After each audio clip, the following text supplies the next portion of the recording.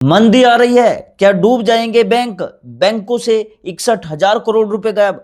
आम आदमी पर टूटेगा आर्थिक शोक। जरा सोचिए दोस्तों, आप सुबह उठे और टीवी पर खबर चली कि दुनिया भर की अर्थव्यवस्था कमजोर पड़ रही है। बड़े बड़े उद्योगपति चेतावनी दे रहे हैं, बैंकों से हजारों करोड़ रुपए निकल रहे हैं, नौकरियों पर खतरा बढ़ रहा है और महंगाई लगातार आपकी जेब ढीली कर रही है। तो सबसे पहले सवाल आपके मन में क्या आएगा? यही ना, क्या बैंक में रखा पैसा मेरा सुरक्षित है? क्या मेरी एफडी पर कोई खतरा तो नहीं है? क्या नौकरी चली जाएगी? क्या 2008 जैसा संकट फिर आने वाला है? दोस्तों, आज करोड़ों लोग यही सवाल पूछ रहे हैं और इसलिए आज की इस वीडियो में हम बहुत आसान भाषा में समझेंगे कि मंदी आखिर होती क्या है। उदय कोटक जैसे बड़े बैंकर क्यों वार्निंग दे रहे हैं? बैंकों से 61,000 करोड़ रुपए निकलने की खबर का असली मतलब क्या है? क्या बैंक डूब सकते हैं? और इस पर पूरे आर्थिक तूफान से आम आदमी अपने पैसे और परिवार को कैसे सुरक्षित रख सकता है? इसलिए वीडियो को एंड तक जरूर देखिएगा, क्योंकि एंड में मैं आपको 3 ऐसे आसान कदम बताऊंगा जिन्हें अपनाकर आप आने वाले आर्थिक झटकों से खुद को काफी हद तक सुरक्षित रख सकते हो। दोस्तों, मंदी का मतलब बहुत आसान है। जब लोगों के पास पैसा कम पड़ने लगता है, लोग खरीदारी कम कर देते हैं, कंपनियों की बिक्री घट जाती है, कंपनियां खर्च कम करती है, नई भर्ती रोक देती है और कुछ लोगों की नौकरी भी चली जाती है। नौकरी जाने के बाद लोग और कम खर्च करते हैं, फिर दुकानदारों की बिक्री घटती है और धीरे धीरे पूरी अर्थव्यवस्था सुस्त पड़ने लगती है। यही आर्थिक मंदी कहलाती है। इसे ऐसे समझिए जैसे किसी गाड़ी में पेट्रोल कम हो जाए। गाड़ी चलती तो रहती है लेकिन उसकी रफ्तार बहुत धीमी हो जाती है। अब यहां पर सवाल उठता है कि 2026 में मंदी की चर्चा इतनी ज्यादा क्यों हो रही है? इसका कारण है दुनिया भर में बढ़ती महंगाई, ऊंची ब्याज दरें, युद्ध जैसे वैश्विक तनाव, तेल की कीमतों में तेजी और कंपनियों के मुनाफे पर दबाव।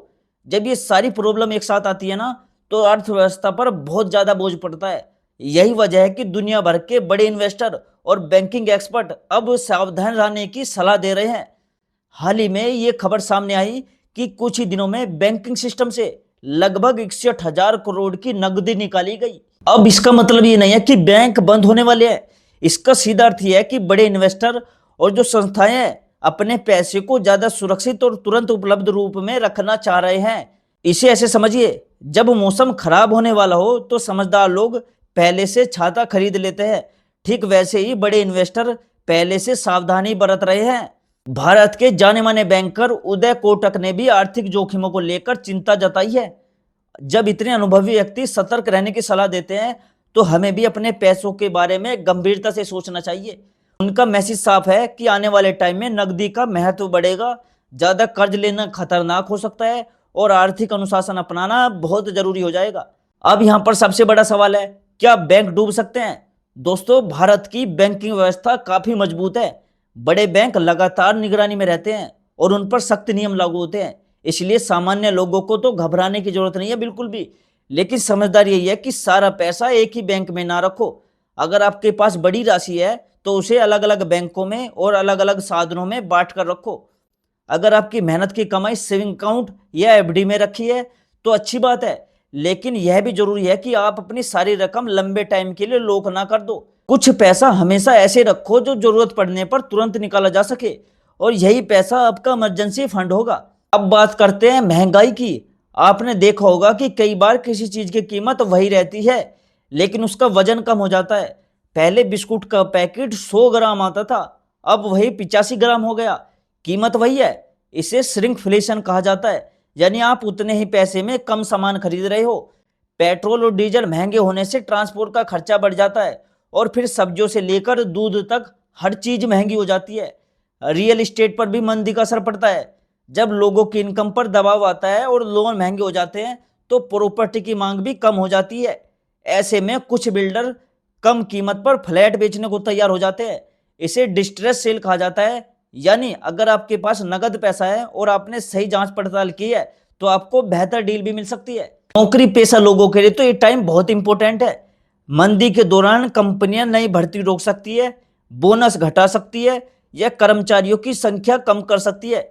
इसलिए कम से कम 6 से 12 महीने के खर्च के बराबर इमरजेंसी फंड जरूर रखें, ताकि अगर कुछ समय तक इनकम बंद हो जाए तो घर का खर्चा आराम से चलता रहे।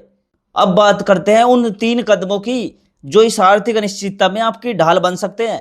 पहला कदम तो है इमरजेंसी फंड। हर व्यक्ति को अपने 6 से 12 महीने के खर्च के बराबर राशि अलग रखनी चाहिए। दूसरा कदम ही हो सकता है इंश्योरेंस जरूर रखो। परिवार की सुरक्षा के लिए हेल्थ इंश्योरेंस और टर्म इंश्योरेंस अब बेहद जरूरी हो गया है। तीसरा कदम है कर्जे पर कंट्रोल रखो। जितना कम अनावश्यक कर्जा होगा उतना ही आर्थिक दबाव कम रहेगा। अगर आपके ऊपर क्रेडिट कार्ड का बकाया है तो उसे जल्द से जल्द कम करने की कोशिश करो, क्योंकि क्रेडिट कार्ड का ब्याज बहुत ज्यादा होता है और मंदी के टाइम पर यह भारी बोझ बन सकता है। जो लोग इन्वेस्ट करते हैं उन्हें घबराकर अपने इन्वेस्ट बेचने की जरूरत नहीं है।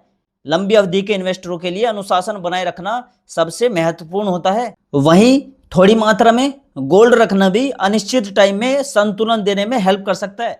दोस्तों, अमीर लोग मंदी से डरते नहीं है, वे नकदी रखते हैं, कर्ज कम करते हैं और सही मौके का वेट करते हैं, जबकि आम लोग अक्सर घबराकर गलत फैसले ले लेते हैं।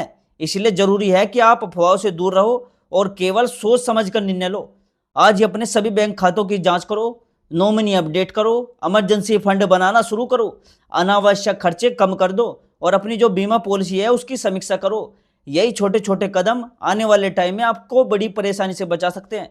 अंत में बस इतना ही कहना चाहूंगा कि मंदी से डरने की जरूरत नहीं है, तैयारी करने की जरूरत है। जो व्यक्ति समय रहते अपने पैसे को व्यवस्थित कर लेगा वही मुश्किल टाइम में सबसे ज्यादा सुरक्षित रहेगा। इसलिए जागरूक बन जाइए, समझदारी से फैसले लीजिए और अपने परिवार की फाइनेंशियल सेफ्टी को सबसे पहले प्राथमिकता दीजिए। अगर दोस्तों आपको जानकारी उपयोगी लगी हो तो वीडियो को लाइक कीजिएगा, चैनल को सब्सक्राइब करिएगा और बेल आइकन जरूर दबाना मत भूलना, ताकि आपको अगली वीडियो की डालते ही नोटिफिकेशन तुरंत मिले। ठीक है, और मैं मिलता हूं दोस्तों आपसे अगली वीडियो में एक नई जानकारी, एक नई खबर के साथ। तब तक के लिए दोस्तों जय हिंद, जय भारत।